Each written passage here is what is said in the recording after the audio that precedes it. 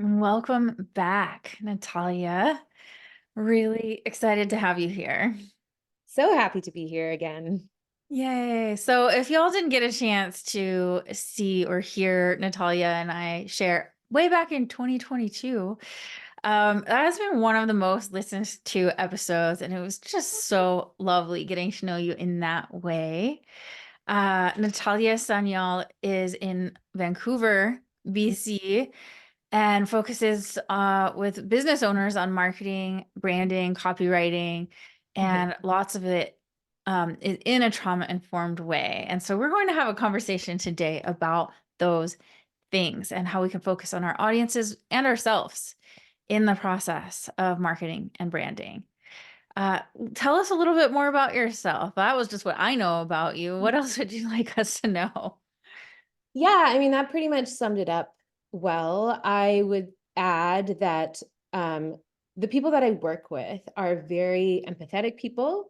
They tend to be change makers. Some of them don't see themselves that way, but they are very passionate about being part of either systems change or change at an individual level.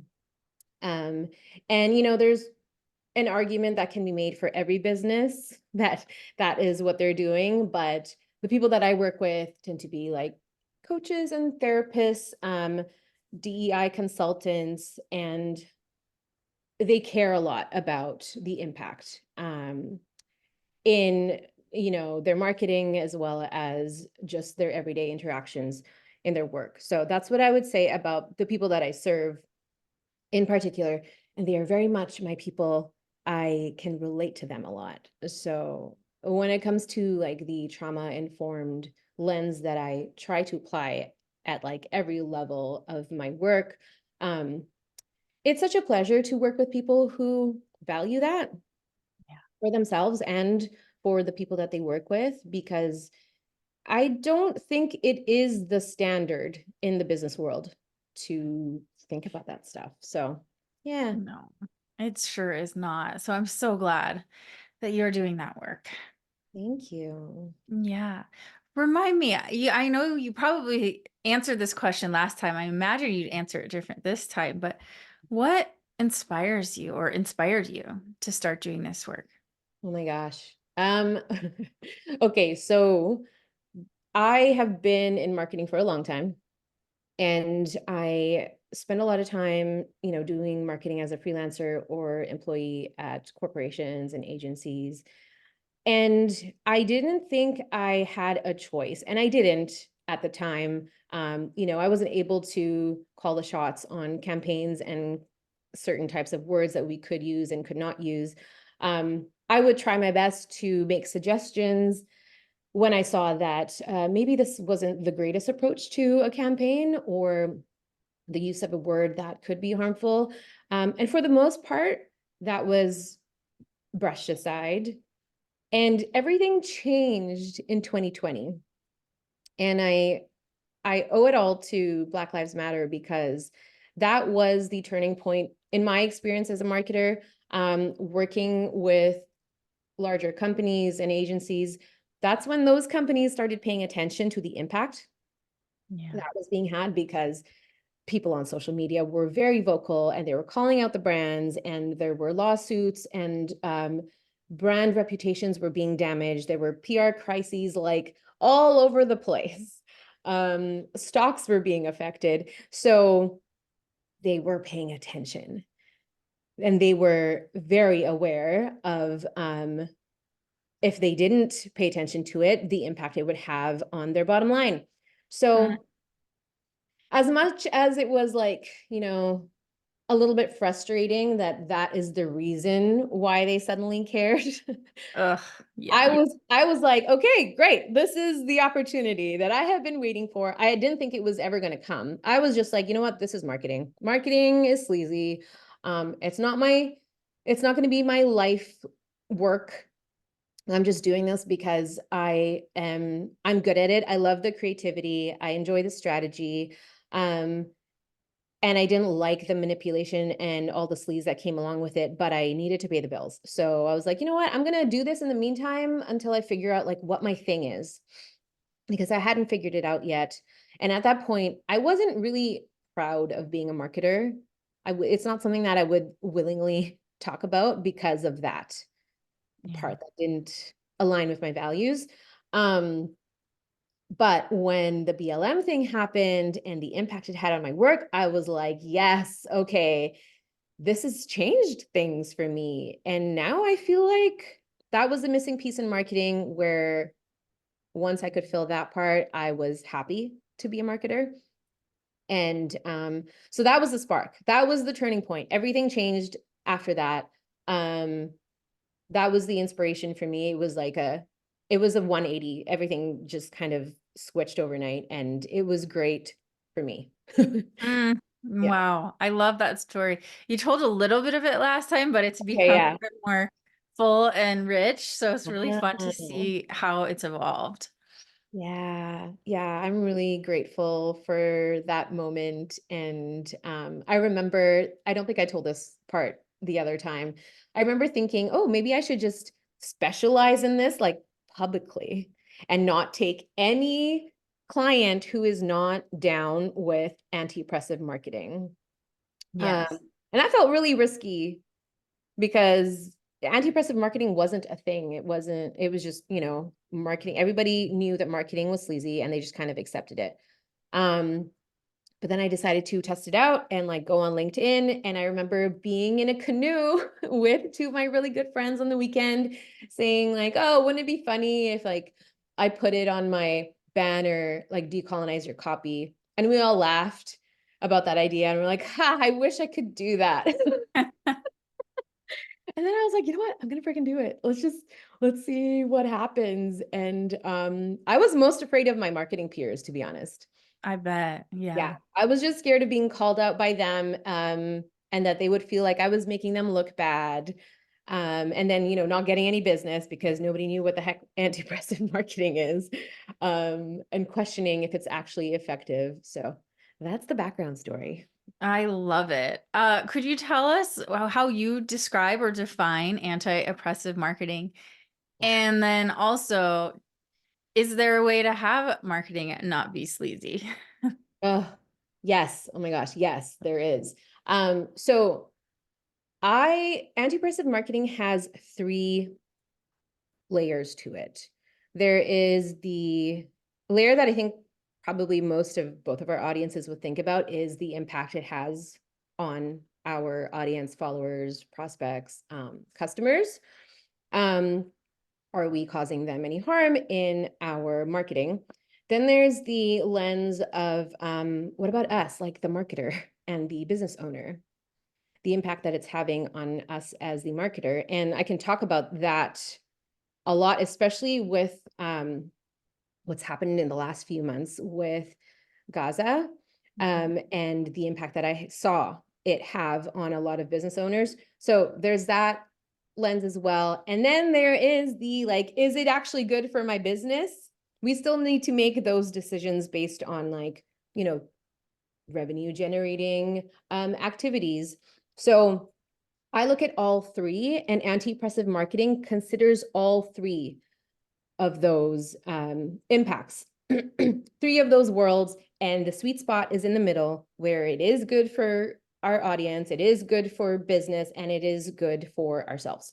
Mm, wow. That sounds almost unreal. I Like too know it good to does. be It true. sounds, yeah, it totally sounds too good to be true. And I, I know that that is what people will think when they hear it for the first time. And it's not like straightforward. There's so many nuances to consider on every level, on all three. So it's not like I'm going to give you, a framework and it'll work for everybody throughout the year all the time. It's very like bend and flex. There's a lot of like questions that we need to be asking and checking in. So that's it in a nutshell. That's what anti-oppressive marketing is. That's how Yeah. I define it. And you were saying that before you did not feel proud to be a marketer. How about now? Oh my gosh, yes. Yes, I'm so proud. I am very happy. I feel I'm just really grateful that I took the leap. And like I said, grateful for that movement that started this journey for me. Um, and yes, this feels like my life's work. Mm. Whoa, what a change. I know, I know. I did not see it coming at all. So yeah, it's pretty awesome. I'm just imagining, the coaches and therapists and other care providers, DEI experts that you support, having a paradigm where they could feel proud of their marketing, or like myself, I'm like, I wish I could be in my business in a way where I'm like, I am so proud of how our business markets, that it's so Yeah. rare to hear that, and how cool it is to dream into that. Yes. Oh, I love the dreaming. Yes, absolutely. Um, Yeah. One thing that has been really alive for me lately is reframing marketing to think of it as like most people will think of marketing as a business activity.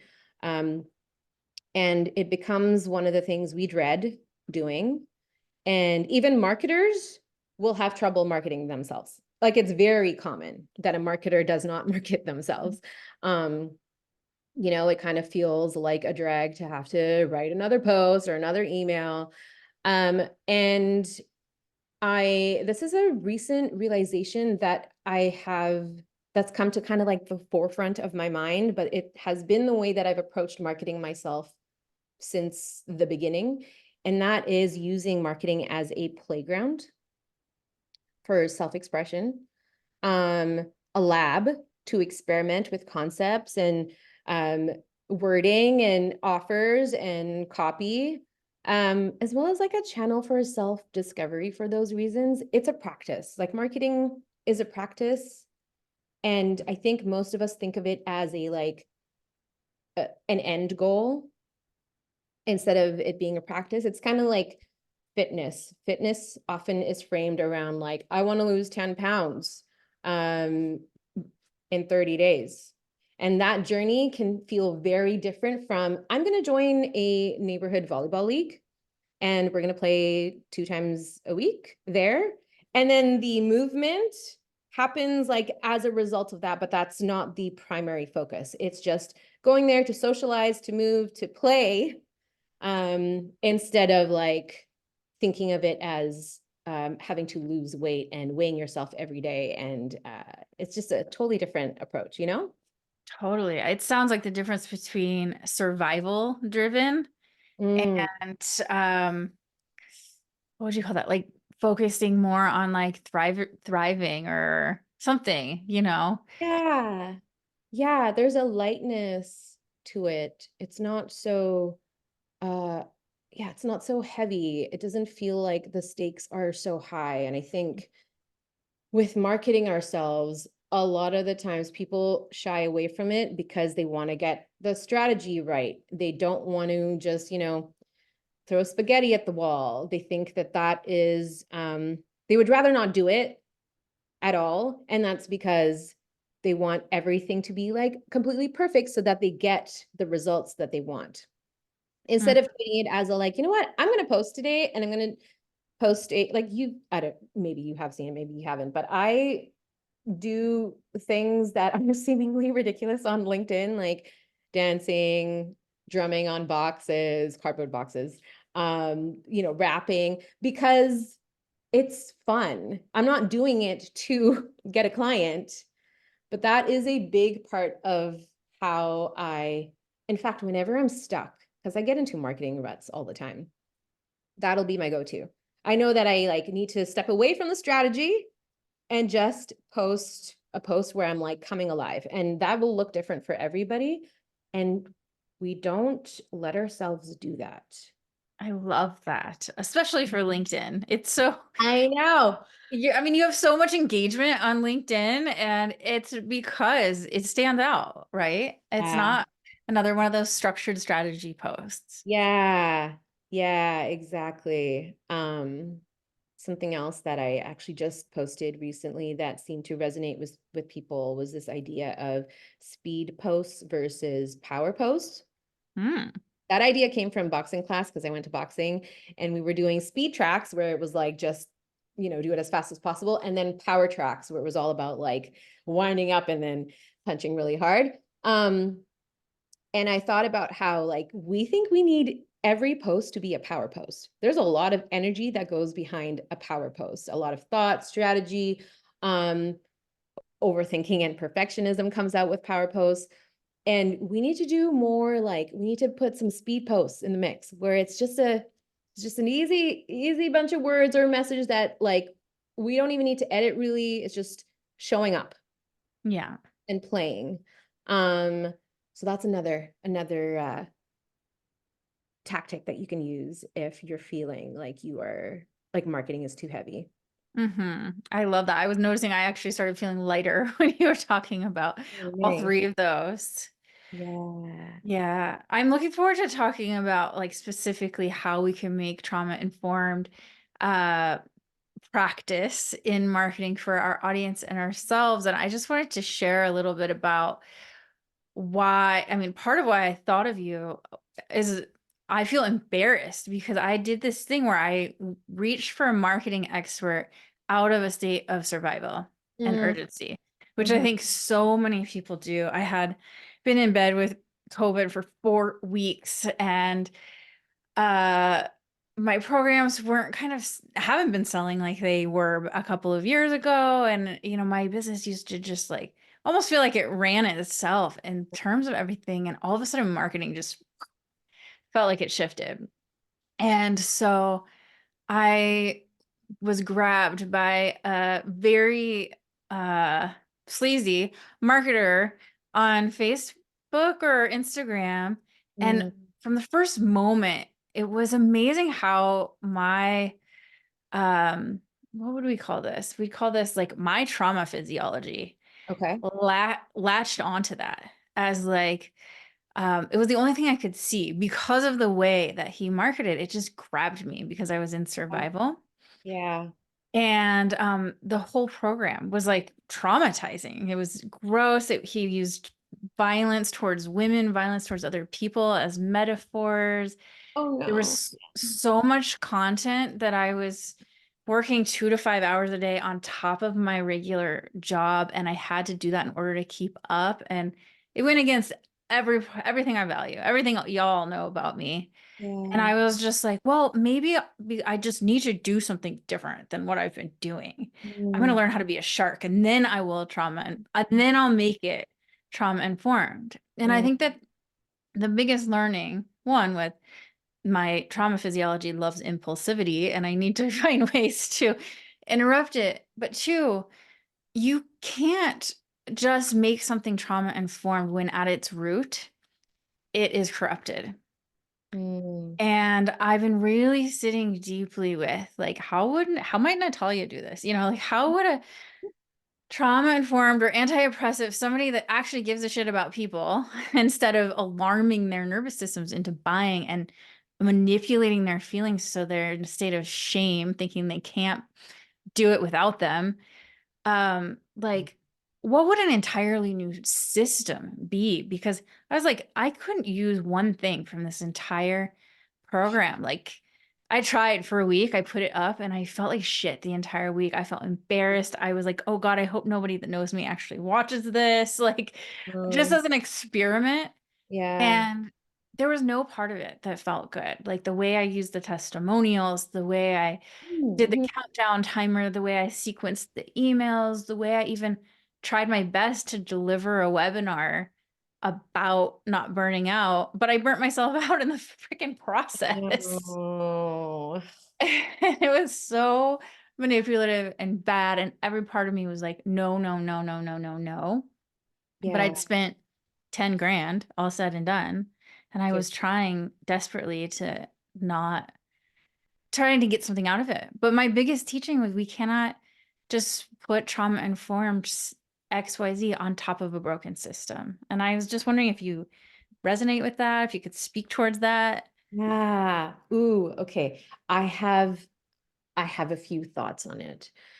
There are there are some tools that are neutral, and then there are some tools that like no matter how you use it, it's going to cause harm.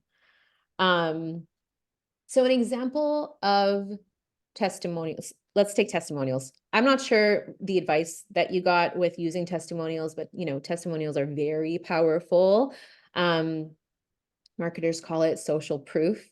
So it signals to anyone who's considering buying that like, okay, this is going to be a good decision, because clearly it's not biased, because as we're selling it, obviously we think it's the most amazing thing, but we need to hear from other people who've actually used it. So testimonials are very powerful that way. The way that some people use it, where it gets to be manipulative and sleazy, is using testimonials from like the one-off example of someone in a large group who did amazingly well, and that was really just a one-off. You know what I mean? It's not the average result. Mm-hmm. So if we use that testimonial and we don't let people know that that is the case, it's very misleading, because then you set the expectations that like, oh, everybody who joins this is going to get results just like that. And that's Yes, that is exactly what was happening in this course, but I didn't do that. right.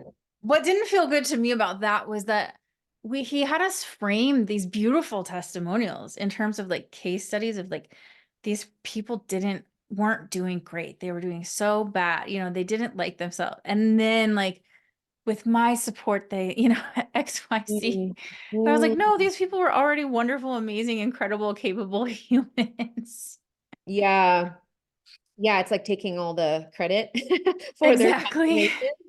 Yeah. Yeah, I see your point. I think the way that I work that scenario is I give the context. So Yeah. in my world, Context. context really makes a difference. So when I'm sharing a case study, I let people know that like, hey, so and so got these results, and they had an existing following of like 100,000 people, by the way. So if you have like 5K or even like 1,000 people, it's gonna be different.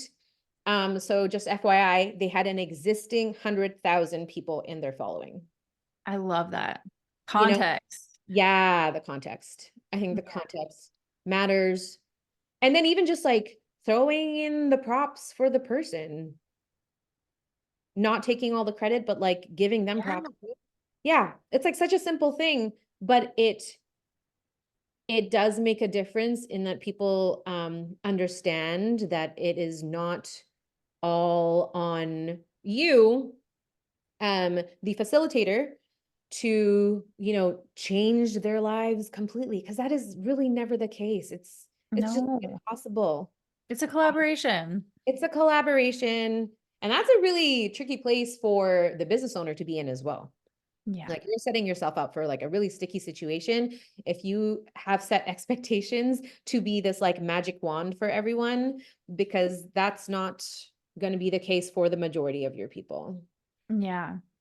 What I came to is I was like, okay, if this sales sleazy outdated system is a broken foundation that I'm not willing to participate in or build my foundation upon, what might it look like? And I was like, you know what? I love to inspire people to buy or sign up or however you want to put it. I'd love to help them feel safe enough inside themselves and with me to sign up for my thing. I don't want to scare people into it. I don't want them to Yeah. feel less than. I don't want them to feel like I have the magic wand and they have nothing, or that everything they've done up to this point is bullshit and now that they need more. I would love to find a system where there's inspiration, there's agency, there's Yes. something's totally different. Yes. Oh my gosh. Agency is a big one. And I think that like that's where the asking questions come in, right? Like, have I set up my audience to have agency in their buying decision? And that means, have I given them enough time to consider, to check their balance and their budget?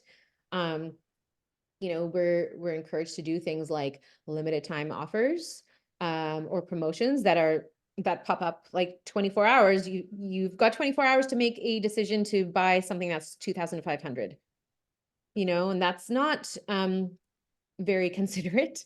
And that's where marketers will use urgency Mm-hmm. to manipulate, because urgency is so effective in getting people to do things.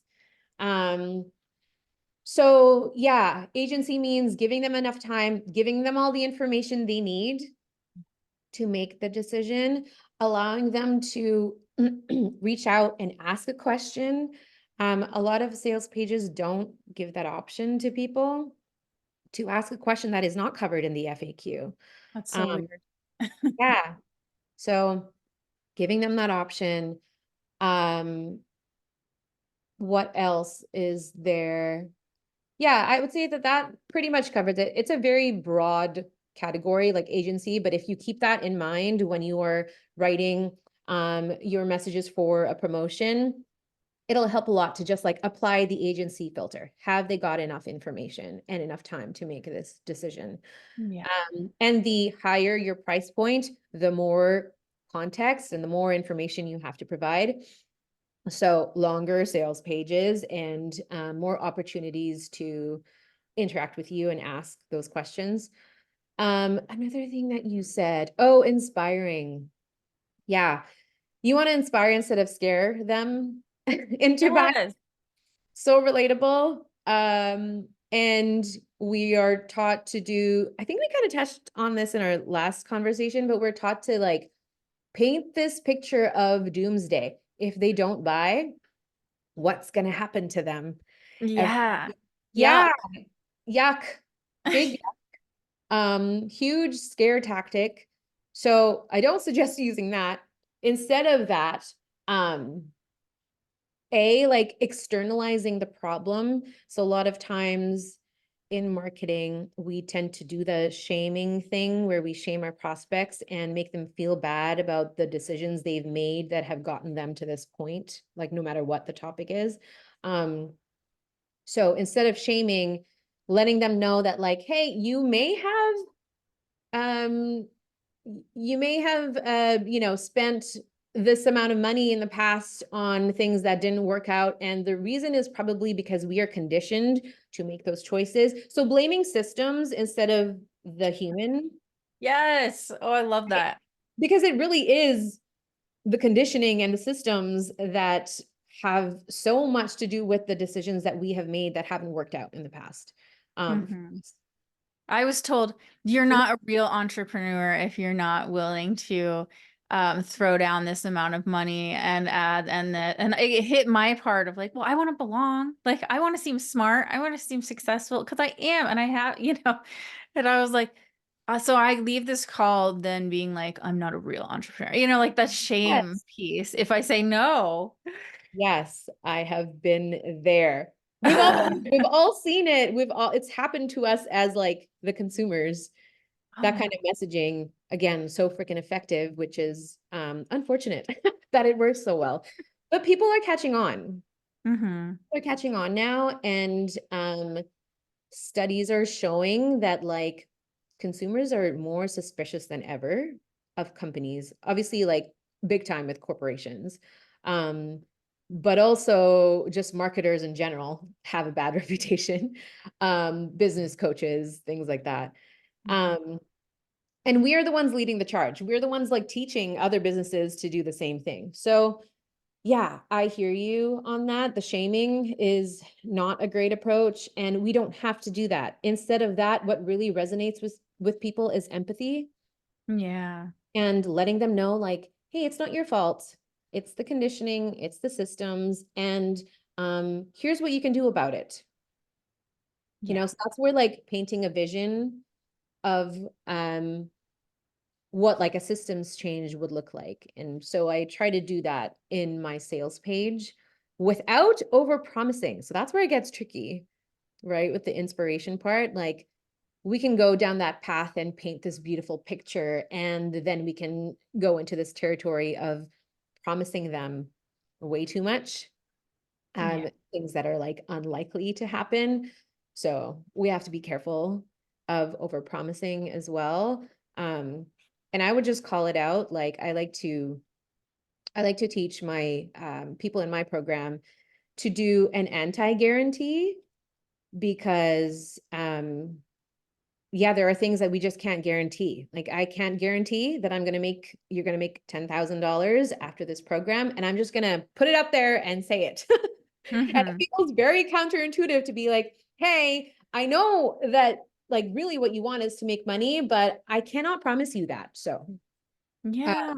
I think I just took a deep breath. I think people are actually relieved and they take the pressure off themselves too and can show up more fully when they're not expected to do these big transformations. I find that, in supporting newer coaches and therapists, they think in every session they have to deliver so much and have this big transformation and be the magic wand. And I'm like, do you know actually how much pressure you're putting on your coaches and clients to actually have to do so much in each session? Wouldn't it be such a relief if it was just enough to sit with you and they felt like they were more than enough just to show up with you? yeah. And that's how I want marketing to feel, is like everything doesn't have to be epic, you know? Yes. Yeah, totally. We are more than enough as we are. We don't have to over deliver and over promise and over Yes, give. In fact, it stresses out our clients. it does. Okay, confession. The whole like over delivering, they say under promise, over deliver. I freaking hate that idea so much as someone who is a chronic over deliverer. Yeah, I've had to really like be conscious of my tendency to do that with people. And I think the person who really made me aware of it was a client. And she was so wonderful because she just was like, hey, you know what? I paid you for this thing. You've already done this thing. You don't need to do all of that. Like, please, like, she's very trauma informed. And she basically was like, stop it, stop over delivering. She stopped Yes. me from doing more for her. And I'm so grateful for that because I was like, oh, it's so helpful to hear that from a client, Yeah. you She was know? probably feeling anxious, being Yeah. burdening you or something. Right.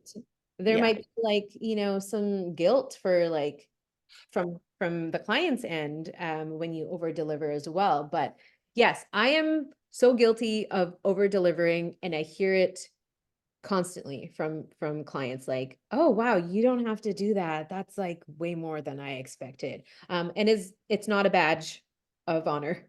No. So Not the message is just to be clear about what you are a offering and letting people choose if that feels like something that would be supportive for them. Yeah, exactly. Letting people choose. Yes, that's where Yeah. the agency comes in. Absolutely. I love Yeah. We're talking about this a little bit right now, but trauma informed, bringing trauma informed practices into marketing in terms of ourselves. it. How do we support ourselves in a trauma informed way when we're business owners who are marketing? There's so many things. I'm trying to like pick one right now. One of my favorites, because this is a trend on social media in particular. Um, we see a lot of people sharing very vulnerably on social. And my suggestion is to share things that are scars, not wounds. I'm all for vulnerability and being transparent, but when you are sharing a wound, you are opening yourself up for some really unwanted experiences. Yeah. And it's not necessary to do that at all in marketing, even though everybody seems to be doing it now. Um, that is a simple framework to use and just check in with your body and see like, how would I feel if some potential responses were negative? And if it's like I mean, your body will tell you, you'll probably feel it somewhere. If you get any sort of sensation that feels uncomfortable, don't share it. But yeah, I'm all for sharing something, looking back at a situation which has some sort of value, whether it's for me or for my audience to share it, if it's a scar and not a wound. So that's one thing. Um, Another one that has come up in a really big way since last October was when the genocide in Gaza kind of took over the media. Everybody became aware of it. Um, and there was a lot of frantic activity and non-activity. in marketing from business owners. People did not know what to do. There was those, typical trauma responses in marketing where it was flight, fight, freeze happening. So in marketing, that would look like fighting would be like online bullying. We saw a lot of that Yeah. happening, people just taking people down. And then there was the freeze where they were just scared, and it was like they stopped posting, stopped engaging, but not intentionally. There was panic that was also happening behind the scenes, and they felt like I should be posting. I need to post about my business, and I should be posting about Palestine, and I don't know what's appropriate, so I'm just not going to. And I feel like I'm going to be judged for that. So lots of those thoughts Mm. were Yeah. happening. And yeah, and then there's fawning, which I just learned is not a trauma response. It is a trauma, like, stress management strategy, which I didn't know. But the fawning happens where it's like performative activism and just posting the thing that you think you should be posting. Mm. Yeah. You're That scared. makes sense that would fit under fawning. Yeah, yeah. And then the flight is like a fear of getting it wrong, which was so heightened. Yeah. Um, Yeah. and it still is. And I think that I was actually in the middle of a launch when October 7th happened. And it was such a tricky decision because I know my audience pretty well. I have a lot of relationships where I just feel like I know how they're going to respond to certain crises. And I was observing them just on like their activity and non-activity on the various channels and reading their posts. And I was like, oh, they're not okay. Of Yeah. course, makes sense. But when I was thinking about my launch, I was like, I actually need to pause Mm-hmm. the launch. And that was a privilege that I had, because Yeah. not everybody can just like put business on pause. Um, but I had to put it on pause and then pivot and do a workshop that was addressing those stress responses with marketing in Yeah. particular and how it Oh, applied to that. I'm so glad you did that. Me People too. probably really needed that. Yeah, I was having my own responses to the whole thing. Yeah. And wondering like, okay, at the same time, this was my only launch for the year. The whole year I had only one launch planned, and I was like, oh, okay, how am I going to do this? And there was a lot of faith that, uh, yeah, went into the decision. And, I decided to do that workshop. And then after that, like, everybody was so understanding and relieved. Like, they were really happy that I paused the launch. People had already bought.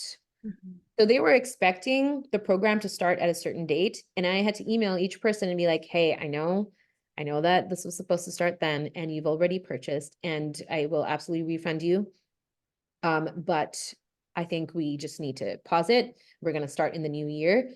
Um, and there was only one person that did not want to follow that. I gave them the refund, and then paused everything, did the workshop, and then resumed my activity. And a lot of questions that I was getting was like, is it okay to sell right now with all the stuff happening? Like, it feels so, like, my business feels trivial. It feels like a very privileged thing to do. It feels insensitive and all of those things. And I absolutely understand all of that. And also, marketing is not the only channel for activism Right. and support, Yeah. like, not at all. It didn't even exist a couple years ago, and people were still protesting and being activists in whatever form was natural for them. I don't think everybody is a protester. I think there Yeah. are different ways of showing up. And if people just focused on like what was most natural for them and where they were able to contribute the most, oftentimes it's not marketing. Yeah. And I'd also challenge those people that their businesses are insignificant. It's like, well, you're helping people. And right now we need people helping people. And Yes. it's okay. It's not like sales are bad. You Yes. know? I think we really need to reframe that so Yeah. that people don't feel like they need to compromise their own livelihoods. They can take care of their families. Um, 100%. whenever there's something happening in the media that needs attention and in the world that needs attention, that Yeah. doesn't mean that we have to compromise our own livelihood. 100%. Yeah. Yes. I fully believe that. And not everybody does believe that. Um, so, and I think that is a debate that I won't engage in because I don't think we're going to change each other's minds. But at the time when I did the workshop, that was one of my messages that I said, like, hey, you need to market your business. So please do that, especially because my audience is a group of people who are doing such important work. Yeah, exactly. Yeah. We need it now more than ever. Yes. So, yeah, I was nervous to say all of that, and I didn't release a recording to the public because of that. I was like, you know what? I don't really want this circulating, so it is going to be live only. Whoever shows up, great. And then, yeah, I don't want my words to be taken out of context. So yes, there was definitely like stuff going on for me as well, where I needed to protect myself. Um, Yeah. and there's the threats of doxing that was happening to people, probably still is. Um, for sure it still is. Where their physical location is being released online Wow. so that they can be harassed. And so there are very real consequences and risks that we need to be aware of. And I think it really helps to do a risk assessment, because when we see these things happening to people, we can kind of apply that scenario to ourselves where it might not even be that likely that it would happen. So I had a lot of conversations where I was encouraging people to do a risk assessment. If they didn't feel safe marketing online, can you name the specific risk, and get clear on like what that is, and then weigh that against the potential reward of showing up and marketing yourself right now, and seeing if you have the tools to support you in minimizing and managing that risk if you want to do it. I feel Um, like we could do a whole podcast on that. So many folks I work with are so scared of getting bullied, yes. and it really keeps them from Yeah, sharing about their work for a good reason. I know. Absolutely, for valid reasons. Yeah. Yeah. Yep. I am faced with that as well, with my audience very often. It's Hmm. tough, and I don't always have the answers. I'm never going to push someone to do it anyway, you Yeah. know? Um, so yeah, very nuanced. Well, I'm aware of time. Mhm. And I'm wondering if there's one or two bullet points, like takeaways, that you'd like to give to folks, either for their audience, when they're focusing on their audience in a trauma-informed and anti-oppressive way, or themselves. Anything that comes to mind, and if nothing does, that's okay too. I want to give something that's like not complicated to apply, and I would say, how can you make marketing feel playful for you? What could that look like? And maybe that's a journal prompt that you can reflect on. Um, so think about that, how you can use marketing as a channel of self-expression and like a playground. And then the other takeaway, as far as like how to minimize harm, think about the agency piece, which we've talked about already, as well as accessibility. And I think accessibility is very accessible because it's becoming more and more common now. And so, add captions to your videos, add the image descriptions to your photos that you use. Wherever possible, try and include an audio version, a text version, and just think about making your content accessible. And I think that that is something that is fairly straightforward, whereas like agency is a lot more nuanced. So I would say start there. I love that. How Mhm. can people find you and what will they find when they get there? Okay, so I would say go to my LinkedIn because I'm pretty active there. I guess you will just drop the link for them. Yes, it'll be Just in the show notes. Okay, awesome. So yeah, that's where I hang out. You could sign up for my newsletter when you get there. There's a link that you can find on my LinkedIn profile to my newsletter. Um, and that's where I will be seen doing ridiculous things like occasionally rapping or dancing or Mm. um, whatever whatever expression comes to mind. But I also talk about decolonizing marketing and anti-oppressive marketing in general. So hopefully you find that content helpful. And I've got a new offer that I'm brewing up, and I'm being very conscious of not making it like epic, but I'm very excited about it. So stay tuned for that. I can't wait to see it. I love that. I actually love like the anti-guarantee and like the anti-epic. It's Yeah, great. yeah, totally. I like that. Anti-epic. I'm gonna Well, talk. it's always such a joy to get to connect with you. Thank you Okay. so much for giving of your time and your wisdom, and I look forward to next time. Thank you for always keeping it real.